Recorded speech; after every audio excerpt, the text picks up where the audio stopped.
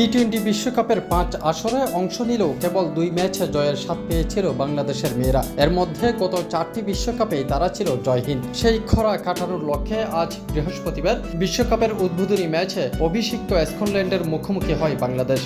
যদিও ব্যাটিংয়ে তাদের পুঁজি ছিল ছোট, মাত্র 119 রানের। সেই পুঁজিকে যথেষ্ট প্রমাণ করে বোলাররা টাইগার্সদের 10 বছর পর বিশ্বকাপে আরেকটি জয় এনে দিয়েছেন।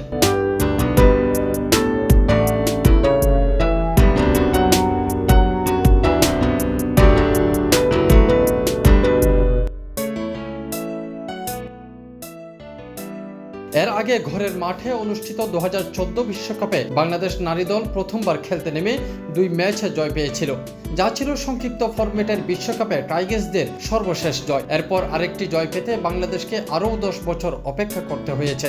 নাহিদা আক্তার, মারুফা খাতুন ও ঋতুমণিদের দুর্দান্ত বোলিংয়ে সার্থক হয়েছে অধিনায়ক নিগার সুলতানা জ্যোতির মাইলফলক ছোঁয়া ম্যাচটি। বাংলাদেশের প্রথম কোনো নারী ক্রিকেটার হিসেবে এই উইকেটরক্ষক ব্যাটার এদিন 100তম টি-20 ম্যাচ খেলতে নামেন। শারজাহ ক্রিকেট স্টেডিয়ামে অতিরিক্ত তাপমাত্রায় হাঁসফাঁস করতে দেখা গেছে বাংলাদেশি ক্রিকেটারদের। এর আগে তাদের এই মাঠে কোনো প্রতিযোগিতামূলক ম্যাচ খেলার অভিজ্ঞতাও ছিল না। প্রথমবার খেলতে নেমে সুবাহানা মুস্তারির 34 এবং সাথী রানীর 29 রানের সুবাদে 119 রান সংগ্রহ করে বাংলাদেশের মেয়েরা। পরে দ্বিতীয় ইনিংসের শুরু থেকে স্কটল্যান্ডের ব্যাটারদের তেমন চড়াও হওয়ার সুযোগ না দিয়ে নিয়ন্ত্রণে রেখে বোলিং করেছেন নাহিদা, মারুফারা।